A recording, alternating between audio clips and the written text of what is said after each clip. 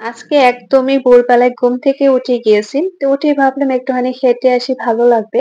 তো হাঁটার জন্য আমি আমাদের বাড়ির পেছনে চলে আসলাম। তো এদিকে আমি প্রায় সকাল বিকাল হাঁটি। আমার কাছে অনেক বেশি ভালো লাগে। তো আজকে হাঁটতে এসে তো মনটা অনেক বেশি ভালো হয়ে গিয়েছে। চারিপাশে এত বেশি মেঘলা হয়ে আসছিল, একদম অন্ধকার, অন্ধকার মনে হচ্ছিল যে সূর্য ডুবে যাচ্ছে, রাত হবে অথবা সূর্য এখনো ওঠে নাই।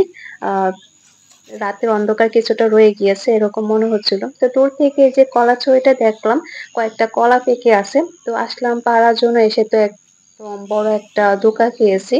এই যে দূর থেকে যে সূর্যের আলোটা একটু, একটু কলাছড়ির উপরে পড়েছে মনে হচ্ছে কয়েকটা কলা পেকে আছে। আসলে কলাগুলো পাকতে আরো অনেক সময় লাগবে।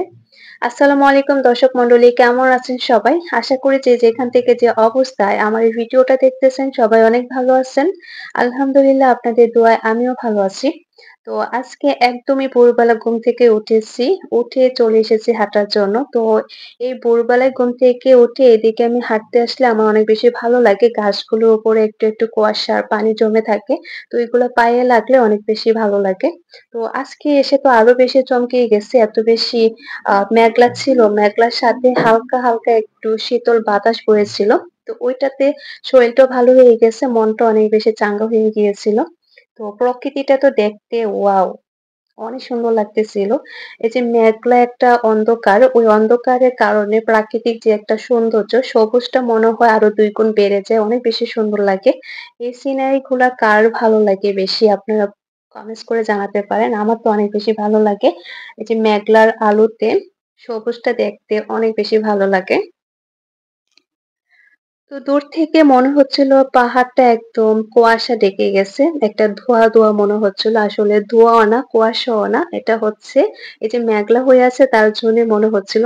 তো অনেকক্ষণ ওইখানে দাঁড়িয়ে থাকার পর যখন একটু, একটু বৃষ্টি নামতেছে, কয়েকটা ফোঁটা, ফোঁটা বৃষ্টি পড়তেছিল তখন দৌড়াইয়া বাসায় চলে আসছি। এসে তো বৃষ্টি নেমেই গেছে। এখন বসে, বসে দরজার কাছে বসে, বসে বৃষ্টি দেখতেছি। তো বৃষ্টি দেখতে আপনাদের কার, কার ভালো লাগে বলেন তো? আমার তো অনেক বেশি ভালো লাগে। তো কখনো আমি দরজার কাছে বসে, বসে বৃষ্টি দেখি অথবা জানালা পাশে বসে, বসে বৃষ্টি দেখি। বৃষ্টি দেখতে আমার কাছে অনেক বেশি ভালো লাগে।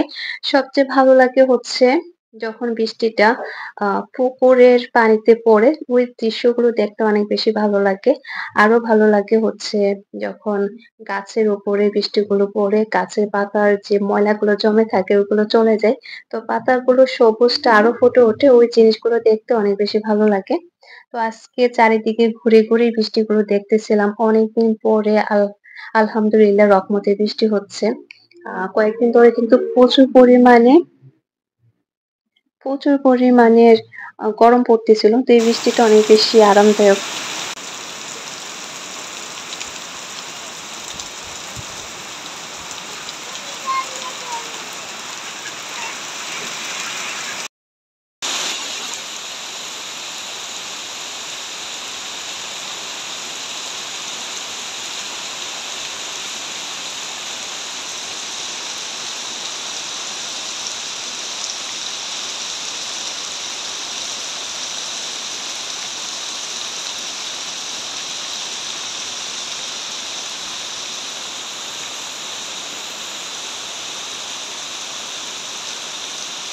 মরিচ না, এদিকে যা।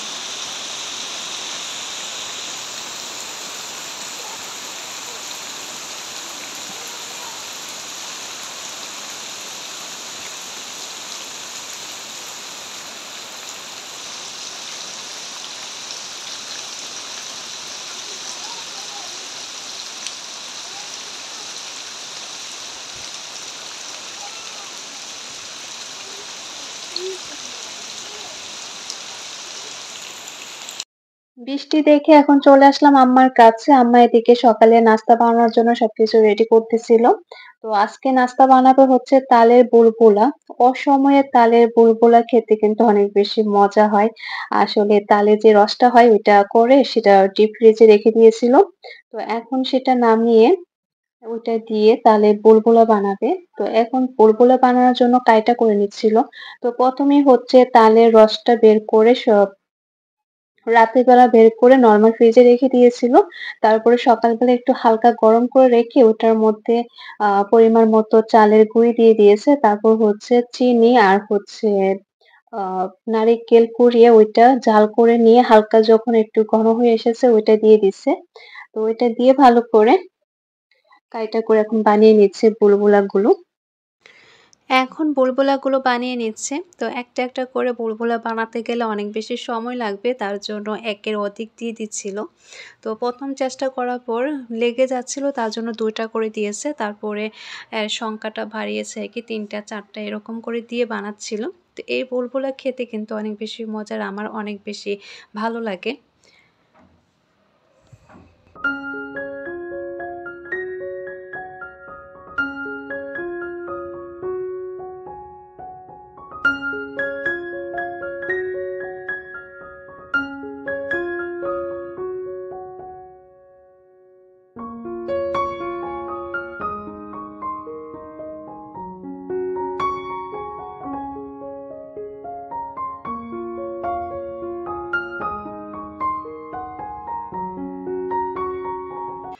কয়েকটা পিঠা বানানোর পর কড়াইটা প্রস্তুত হয়ে যায়, তখন আর একের অধিক বুলবুলা বানাতে গেলে সমস্যা হয় না। ১ম এ যদি ১ টার বেশি ২ টা বানাতে চাই তাহলে কড়াইতে লেগে যায়, অনেক সময় বুলবুলাগুলো লেগে যায় ২ টাই। আর তখন দেখতেও সুন্দর লাগে না আর বুলবুলাগুলো ওইভাবে ফুলে ওঠে না। তাই কয়েকটা পিঠে একটা, একটা করে বানিয়ে নিতে হয়। তারপর কড়াইটা প্রস্তুত হয়ে যায়। তখন একের অধিক দেওয়া যায়। তো এখন ৩ টা করে বুলবুলা দিয়ে বানিয়ে নিবে আরকি।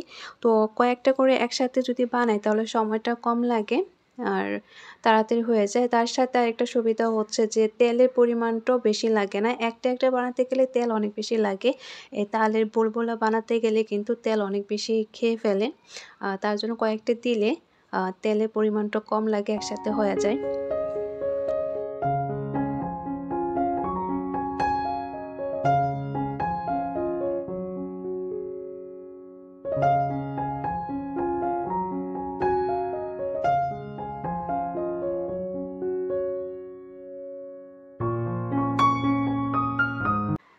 তো পিঠাগুলো বানিয়ে এখন চলে আসলাম বাসায়। এখন সবাই মিলে নাস্তা করে নিব। এই যে আপনাদেরকে দেখিয়ে দিচ্ছি বুলবুলার ভিতরের অংশটা কি সুন্দর হইছে। খেতে কিন্তু অনেক বেশি মজা হয়েছে। যে তালের রসটা দিয়ে এই বুলবুলাগুলো বানানো হয়েছে, এই তালের রসটা প্রায় ১ বছর ধরে ডিপ ফ্রিজে ছিল। তারপরও মনে হচ্ছে এইমাত্র মনে হয় গাছ থেকে তালটা পেড়ে তারপর সেটা রস বের করে ওই রস দিয়ে বুলবুলাগুলো বানিয়েছে, এরকম মনে হচ্ছিল। ঘ্রাণ আর হচ্ছে স্বাদ ২ টাই একদম পারফেক্ট, অনেক বেশি মজা হয়েছে। প্রত্যেকটাই বুলবুলা খেতে অনেক বেশি মজা হয়েছিল। তো এখন আমরা খেয়ে নিচ্ছি।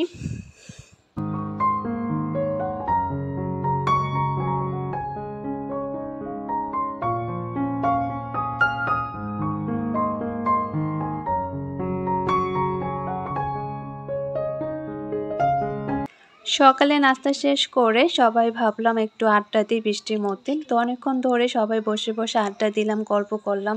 তারপর এক পর্যায়ে এসে ভাবলাম যে একটু ফল খেলে ভালো হয় সবাই মিলে। তো গাছের পেঁপে ছিল, পেঁপে কেটে নিচ্ছি। আর হচ্ছে মালটা, তো মালটা কেটে সবাই একসাথে বসে আড্ডা দিচ্ছিলাম আর ফল খাচ্ছিলাম। তো সবার কাছ থেকে এখানে আমি বিদায় নিয়ে নিচ্ছি। সবাই ভালো থাকবেন, আমাদের জন্য দোয়া করবেন। আল্লাহ হাফেজ। আসসালামু আলাইকুম।